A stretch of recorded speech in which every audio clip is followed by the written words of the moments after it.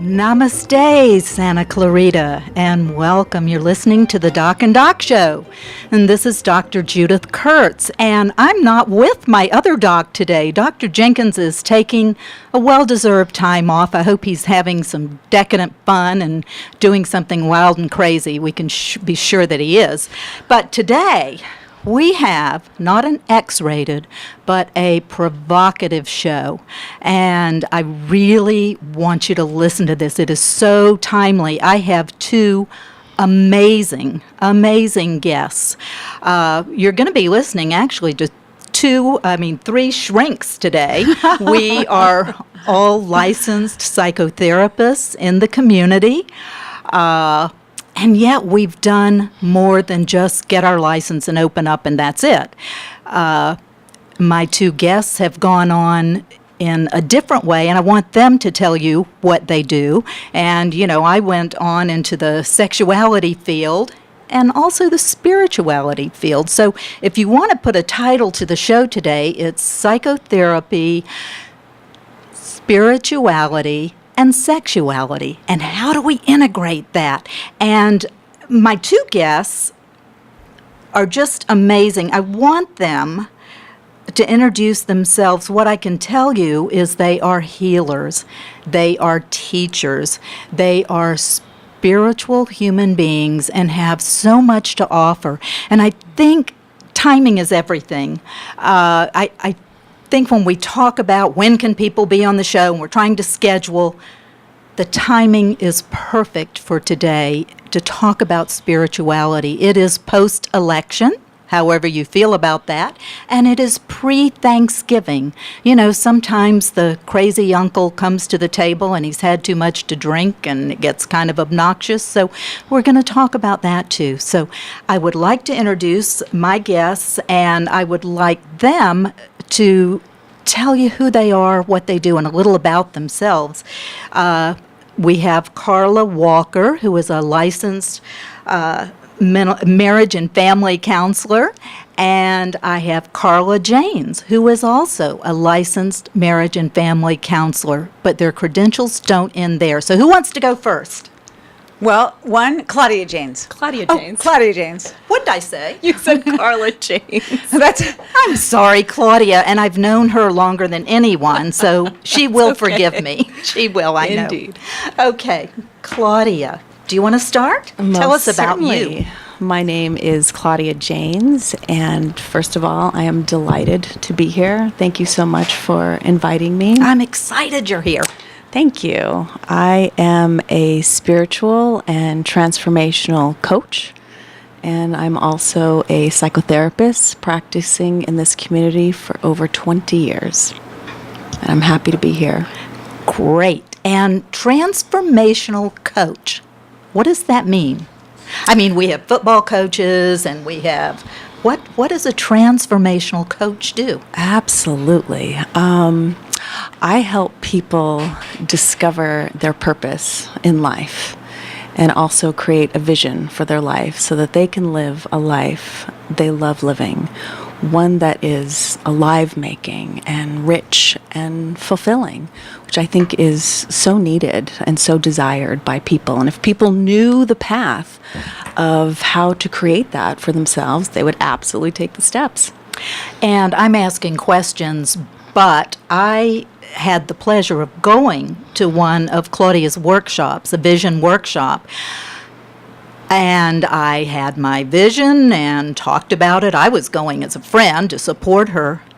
I was amazed. Magical things happened afterwards. So I'm a believer. Things that I wanted to happen, that I was frustrated about, all started falling into place. So that's why we're talking about the spiritual piece. So Carla, I'd love for you to jump in and tell us about you. Well, I've been licensed for over 20 years, and I've practiced in this community, but also across the nation. Okay. And I'm also a strategic intervention coach, trained by Tony Robbins and Chloe Medanis, their coaching program. I also consult with them. And then also, I have started two different groups, one in Santa Clarita and also in Thousand Oaks. And I've titled them Increase Your Frequency. I like, now what does that mean, and can anyone go? Yes, anyone can go. And I think some people do call it a meditation group, but it's really more than that. We're evolving as humans, and our consciousness is changing, and we're wanting something more. We have a lot of dissatisfied people in the world that they've been reaching for things that aren't filling them up. So coming to this group, they're getting the food I believe they're looking for, which really involves expansion, building habits to help them expand their consciousness, and meditation to give them more peace, and also there's community that's coming out of these groups. Let me invite listeners to call in. You know, I do this every week, and very few of you call in. Very frustrating. So I am inviting you. This may be, you have some wonderful spiritual people here. If you have any questions, any concerns, please don't be shy. We won't make up a name. Please call us at 298-5487, and that's 298-5487. Any concern or anything you're struggling with, going through, what is the spiritual answer? And we Do you know what, Judith? I want just what I was hoping to encourage them to call is that's sort of the first step, that phone call. And if they would just breathe into their belly for a moment and just maybe breathe in some courage, they won't regret getting some information that will help them move more directly on their path. And then they would also, at the end of the day, feel they were courageous and they would feel good about themselves. So that would already be shifting their vibration right there. And we're afraid, aren't we? We're so afraid to go into that space where we feel exposed. And fear is kind of like going into the darkness. But once you take that step and you go into the darkness, it feels really good, like you're in utero or something. You're in your mother's belly and you're kind of just warm and safe, and it's a nice place to be when we step out of the fear and be part of this. So thank you. Please do that. I want to pose a question. Let's talk about Thanksgiving coming up. The election's over. People are still a little bit raw. However you feel about who won, who lost, not everyone agrees. What if things get ugly around your Thanksgiving table? What is the spiritual response instead of saying, Uncle so-and-so, you're being a jerk, get out of here? That's not very spiritual or loving. So how do we do that? I think for myself, it's really creating my own practice. I have a spiritual practice, and so when I, within myself, create and generate the peace and compassion and love and understanding, I get to radiate that and hold that space. So I think it's about initially where we're coming from and bringing that energy to the experience of our family. And it's really sort of allowing what is and people to be who they are. So you really don't react, you act. Correct. Okay, so you only... What do you do, Carla? Well, How do you respond to that? What came to mind is I do think it starts before Thanksgiving Day, so I was glad you had us here early. Yes. Because now people can start. That I would start with tonight, that somebody, if they want to flag their cell phone, they would start to imagine the Thanksgiving they were hoping for. That they would start to set the intention that they see their table, the family's there, the friends are there, and that they are seeing their own face holding joy and love and light there. That's what people want. They want to gather the family and have it be a good day, and at the end of it, they had a good time, and when they hug people goodbye, they feel good. And so to me, I would start in the evening, and then I would tomorrow morning, and I would flag my phone. 68 seconds can change your brain and pull things in to change. I know that it's very effective, so that's where I would start. And that's how you handle the drunken uncle? Who's going? Do you know what? I do think if the drunken uncle shows up, I think that's where Claudia, what she said. It starts again before. It would be that morning. I meditate each morning and every evening. Most people kind of know who the person is who can trigger them. So I would be starting again right now. Let's send some love that we can hold Uncle Joe in the best of light. If he's not able to be in a great frequency, I can be, and I can still love him, and I can still hold him. I mean, I think sometimes people maybe need a little more protection around their home. If it's that disruptive, then this might be a little bit different. But I think if it's just somebody that's pushing our buttons, if we can expand, we're going to report next week. They might call in and tell you Uncle Joe changed, and right, Uncle Joe's in recovery right? now. He's different, Yes. and we get to take the opportunity to prepare ourselves for any event that's coming up, whether it's a job opportunity or an exam that we're taking or Thanksgiving at our house and the family's coming, including our drunk uncle. It could be a drunken aunt. I don't want to be sexist. No, either way. No. But I think Or the dog. your idea of setting an intention around what is it that I want the experience to be like, my examination or my job interview or sitting at the table with my family, what do I want that experience to be like? And we can prepare our mind first and then set the intention and be that. Be that. And I love that. Sometimes I'm wondering if we could be, just an idea of mine, Uncle Joe, we love you. We're so glad you're here, and you always add color to our gatherings. So welcome, and we're sending you love. However, I would like to ask a question to everybody around the table, since we're here for the year, every time this year, and say, what have you learned about yourself to better yourself this year? Then maybe, the conversation Beautiful. can go around. Sure. That was just my idea. Yeah, well, you're setting a tone with that. I'm trying. Yeah, because we could join him in his energy space and be reactionary and irritated and annoyed, And or we can change. set our own energy space and hold that. And not let him be in charge. That's right. Yeah. That's that right. We're in charge. It's our house, for heaven's sake. So I'm wondering, Carla and Claudia, I'd like to ask you, well, I know that you work with clients, patients, wherever you come from.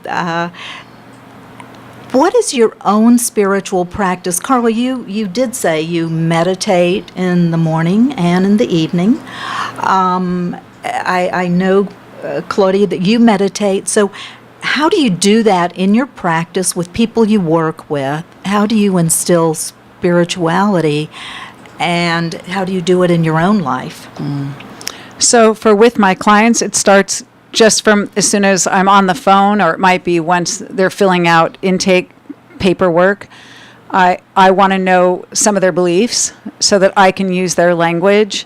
If they have a relationship with Jesus or the Buddha or God or use the universe or one consciousness, I want to use their language because I'm good with all of them. And I see where they are. I see what their practice is. So we're going to look at the whole self, the mind, the body, and the spirit. So if they already have a spiritual practice, many times people come to me and they aren't practicing at that time.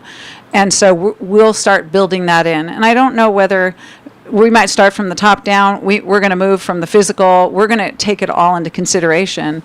But I feel like people are really excited. They find me because they want to be able to integrate this piece. So for my own practice, I didn't even know all the things I did until I made a list that is part of our Increase Your Frequency group. Is there's just some simple things to build your energy to be able to stay bright and light and loving. So I do a morning meditation and evening meditation. I'm careful. I am one of those health people who has evolved. As a kid, we became vegetarians, but I would say there's a vibration to food. So currently vegan, and so the diet to me also changes my vibration. And then taking in what I'm reading, thinking, studying makes a difference in how I feel in the day. So somebody right now this week, they're agreeing to meditate 1 minute in the morning and 1 minute at night. And if they don't have a technique, I just might ask them to pick a word, and they're going to breathe in peace and exhale any kind of constriction in their body. They might breathe in peace and exhale peace. And even with the election, that would be something that they'd breathe in peace and send peace to Donald Trump, our leader now. Beautiful. So Absolutely. Wonderful. Wonderful. Claudia? So I'm happy to speak on this. I think first and foremost, having my own spiritual practice be central in my life. I'm happy to share that I'm in the process of becoming ordained as an interfaith minister. And so having my own practices, what is part of that is I spend time every day just being still and breathing. And I think about peace and love and compassion. I open my heart and pray for those who I know who are hurting. I'm a huge, strong believer in a gratitude practice. So I go down a list of things that which I am grateful for, thankful for. There are so many blessings, and I actually really believe that there are an infinite amount of things to be thankful for. I also think a forgiveness practice is important. I use affirmations and prayer. Whatever, like Carla was saying, interfaith means honoring all the traditions. So whatever your practices are great for you. Just have a practice, because I really think it's about participating in small daily practices that brings about the change of expansion and love and peace within ourselves that we're all seeking, especially now. I think we're seeking that. When I was in graduate school, when I was in graduate school years ago, we didn't have any classes on spirituality, so therapists come in kind of raw, and I see therapy now going, I think both of you said this, going into different parts of people, and we see the whole person instead of just a piece of the person. It's an orthopedic surgeon is just going to look at the broken bone, that's it, or the hurt. They're not going to look at the spiritual piece or the sexual piece, and those are part of who we are. So, I always encourage you to go to a therapist or seek someone out that talks about the whole being and doesn't try to get you to think a certain way or, this is what I believe, so you must believe that, but honors your own belief. I mean, that's kind of why I'm in that. And, I'm an interfaith minister also. I know you all know me as the sex doctor, but I'm also an interfaith minister and am very to sexuality being spiritual. And I'd like to not make the whole show about this, but kind of touch on that. How do you become spiritual and sexual at the same time? I mean, how do you do that? And we're going to be talking about that, and I really encourage you to call in. I hope you're breathing in your belly, as yes. Carla suggested. Right now. And take right a breath now, in. just take a chance. Nothing's going to happen bad. I promise, the world will not end because you are calling in and getting some information. So we would want to hear from you. We'll get energy from you when we give you energy too. So. And that's what we do in here. This is why I love to have guests like this, because we're giving each other energy and having a great time. But we have to go to break. So you are listening to KHTS 1220 AM, the Doc and Doc Show, and we'll be right back.